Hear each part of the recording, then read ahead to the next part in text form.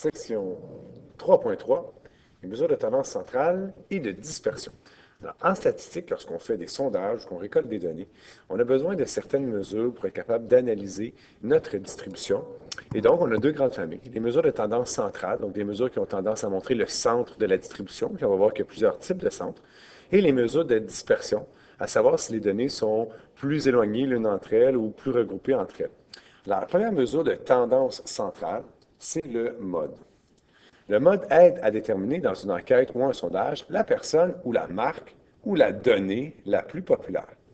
C'est donc la valeur dont l'effectif est le plus grand. L'effectif, c'est le nombre de fois que se répète une donnée. C'est important de comprendre que c'est la valeur qui a le plus grand effectif. Et donc, ce n'est pas le plus grand effectif, mais c'est la valeur qui s'est répétée le plus souvent. Donc, c'est la valeur qui a le plus grand effectif.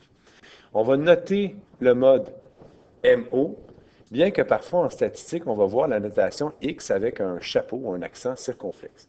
Nous, on ne va pas utiliser cette notation, mais j'en parle parce qu'elle se rapproche de la notation de la moyenne, que vous avez peut-être déjà vue, mais qu'on va revoir un petit peu plus bas.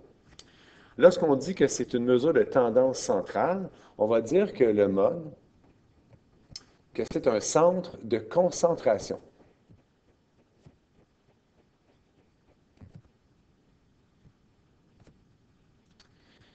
Alors, c'est un centre de concentration. Ça veut dire que lorsque les données se répètent plus souvent, ils sont plus concentrés à cet endroit-là. Donc, c'est pour ça qu'on parle d'un centre de concentration. Maintenant, la médiane. C'est une donnée qui permet de localiser le centre de la distribution, le centre physique. D'accord? C'est-à-dire que, premièrement, pour ce faire, il faut que les données soient en ordre croissant pour être capable, évidemment, de trouver un centre. Alors, si un nombre impair de données, comme par exemple 5, les 5 doigts d'une main, euh, la donnée qui est en plein centre, bon, c'est facile à voir, c'est la troisième donnée. Donc, s'il y a 5 données, c'est facile de comprendre que la donnée en plein centre, s'il y a un nombre impair de données, c'est la donnée centrale. Il y en a bien une en plein milieu là, de la liste. Par contre, s'il y avait un nombre pair de données, par exemple 10 données, comme ça on avait les deux doigts de la main, donc 10 données, là on n'a pas une seule donnée qui est en plein centre, étant donné qu'il y a un nombre pair de données. On va donc sélectionner les deux données en plein centre et faire simplement la moyenne entre ces deux données. Alors, lorsqu'il y a un nombre pair de données, c'est simplement de faire la moyenne entre les deux données en plein centre. La médiane, on va la noter MD. Même si en statistique, on peut aussi retrouver le X avec un tilt, avec une petite vague sur le dessus. Encore une fois, ce n'est pas une notation que nous, on va utiliser, mais ça utilise un X, un peu comme dans la moyenne, là où on va voir un petit peu plus bas. Alors, la médiane, c'est un centre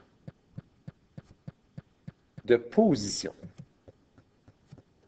Donc, physiquement, on va cibler le centre de la position, mais vraiment physiquement, alors selon un nombre pair ou impair de données.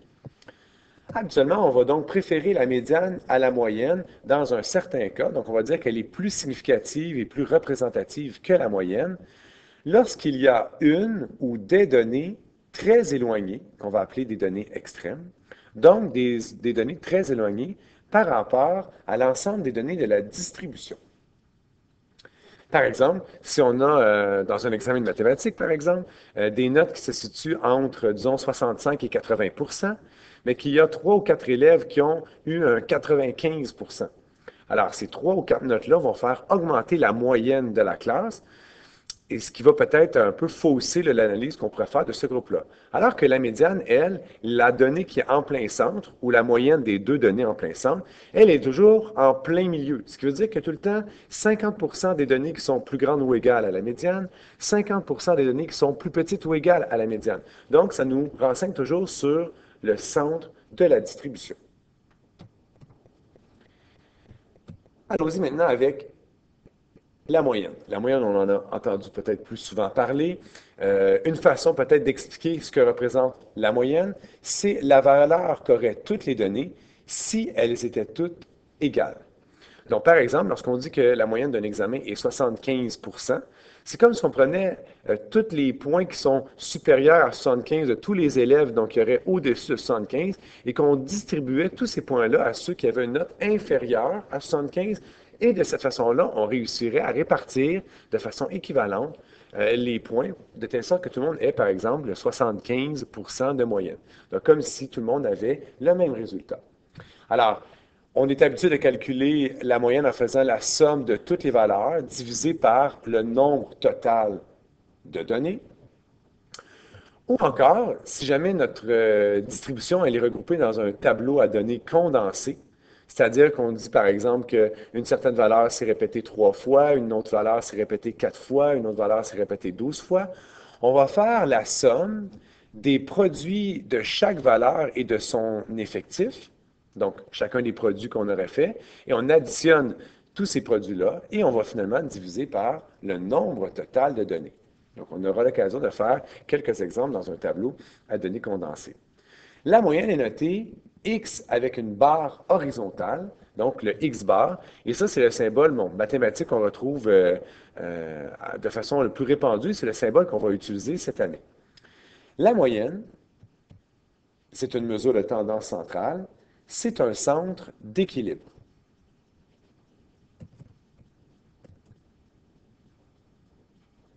Alors, comme j'ai mentionné tantôt, si on pouvait équilibrer les points à travers toute une classe, le fameux 75% de moyenne, on aurait pu donner 75 points à tout le monde. Donc, c'est de là que vient le centre d'équilibre. Il y a une formule qu'on va utiliser pour essayer de généraliser notre calcul de la moyenne. Évidemment, si c'est un calcul simple, puis qu'on veut calculer la moyenne entre deux notes, c'est-à-dire entre 70 et 80, on va tout simplement additionner les deux valeurs, diviser par 2 et dire évidemment que notre moyenne est de 75. Par contre, si on est dans un contexte où il y a, par exemple, 100 données ou 300 ou 1000 données, on ne va pas écrire au numérateur la somme de ces 100, 300 ou 1000 données.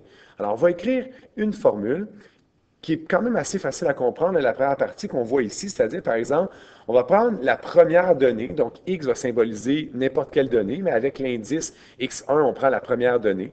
On va additionner X2 qui est la deuxième donnée, X3 la troisième donnée, jusqu'à X indice N-1 qui serait l'avant-dernière donnée, X indice N qui serait donc la dernière donnée. On a indiqué ici qu'il y a N données pour généraliser. Et étant donné qu'on divise par le nombre total de données, on divise par n, qui représente bien le nombre total de données. Alors, x1 plus x2 plus x3 plus 3 petits points jusqu'à xn, ça serait la somme de toutes les données, ce qui est bien dans la définition, et on divise par le nombre total de données.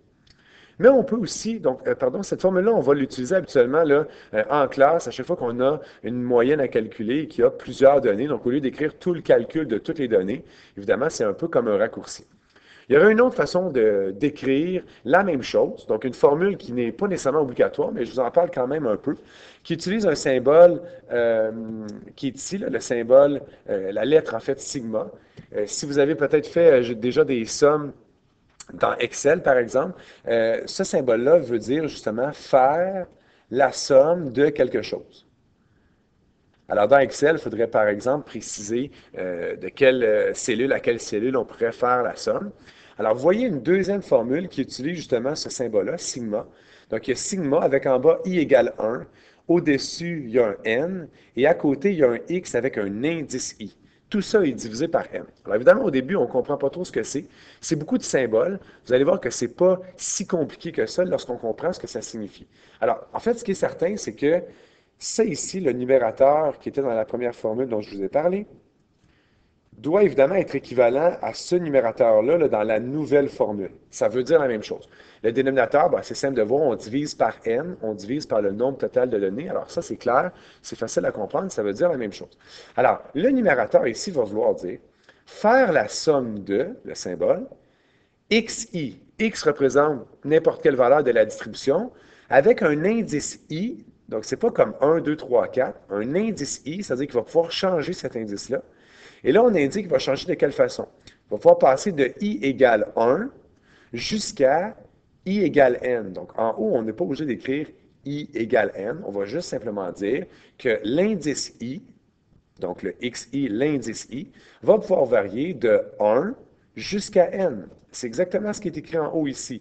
L'indice, je le fais varier de 1 jusqu'à n. Je vais avoir 1, 2, 3, 4, 5 jusqu'à n. Je vais donc faire la somme de toutes ces données-là. Donc de x1, x2, x3, x4 jusqu'à la dernière, xn, et évidemment le dénominateur divisé par n. Donc, juste pour comprendre que ce qui est encadré en rouge, en fait, ça veut dire la même chose. C'est peut-être un petit peu plus symbolique ici, donc un peu plus difficile à concevoir, mais lorsqu'on connaît le symbole, on comprend bien ce que ça veut dire. Alors, par exemple, si on veut calculer la moyenne de 15 valeurs dans une distribution, on pourrait écrire avec cette formule-ci, faire la somme des xi, ça veut dire de toutes les données, de i égale 1 jusqu'à 15, donc de la première à la 15e, et on va diviser tout ça par 15, parce qu'il y aurait 15 données. Si on voulait l'utiliser maintenant avec cette formule-là, on aurait pu aussi évidemment l'écrire en disant x bar, donc la moyenne, entre la première donnée, la deuxième donnée, donc on les additionne, x3, jusqu'à x indice 15, parce que dans cette situation-là, il y aurait 15 données, et je vais diviser tout ça par 15. Alors là, il y a une petite ambiguïté, il ne faut pas se tromper. Là. Le 15 qui était ici allait avec ma première formule, et je vais peut-être juste encadrer ma deuxième formule ici, là, pour pas qu'il y ait d'erreur. Voilà, pour cette formule. Et on avait au départ la première formule ici. Alors, le 15 qui est ici, là, faisait partie de ma première formule. Voilà, alors c'est deux façons équivalentes. Évidemment, on va accepter les deux. Si vous êtes plus à l'aise avec la première, vous pouvez l'utiliser. La deuxième, elle n'est pas obligatoire. Mais évidemment, ça veut dire la même chose. Dernière petite modification, pas modification, pardon, mais indication, là. Alors, si jamais on n'indique rien dans le problème, donc à moins d'indication contraire, on va toujours arrondir la moyenne à une décimale de plus que le nombre maximal de décimales de la liste des données. Quand on le lit, c'est pas très clair. Alors, je vous explique peut-être ce que ça veut dire. Si, par exemple, on avait notre exemple ici de 70 plus 80, donc le nombre maximal de décimales dans la liste est de 0, c'est-à-dire que c'est des nombres qui sont précis à l'unité près, bien, il aurait fallu arrondir au dixième près, à une décimale de plus. Donc, évidemment, ici, entre 70 et 70,0, on ne voit pas la différence, mais en théorie, on aurait dû donc arrondir à une décimale, étant donné que ça arrivait juste, on avait le 0 qui était là. Par exemple, vous additionnez des notes en mathématiques. Vos résultats, par exemple, sont au dixième près, c'est-à-dire 70,4 82,8 87 Alors, le nombre maximal de décimales, même s'il y en avait une à l'unité près, il y avait deux notes au dixième près. Alors, quand on arrondit la moyenne de ces valeurs-là, une décimale de plus que le dixième, il faudrait donc arrondir au centième. Évidemment, avec les exemples qu'on va faire là, dans les prochains cours, on va s'habituer à à respecter en fait cette règle-là. Finalement, la dernière mesure que l'on voit, c'est une mesure de dispersion. Donc, l'étendue permet de savoir à quel point les données sont soit regroupées ou éloignées les unes par rapport aux autres. Alors, dans un ensemble de données qui n'est pas regroupé en tableau ou en classe, on va calculer l'étendue par l'écart ou la différence entre la plus grande donnée et la plus petite donnée. On va noter l'étendue par E majuscule et une formule très simple que vous avez probablement déjà vue auparavant. E majuscule, l'étendue, est égale à x avec un indice max. On se rappelle que x, ça représente une donnée quelconque, donc n'importe quelle donnée, avec l'indice, donc on comprend que c'est la donnée maximale, moins x indice min pour la donnée minimale. Donc, l'étendue se calcule en faisant x max moins x min. Voilà pour les mesures de tendance centrale et de dispersion.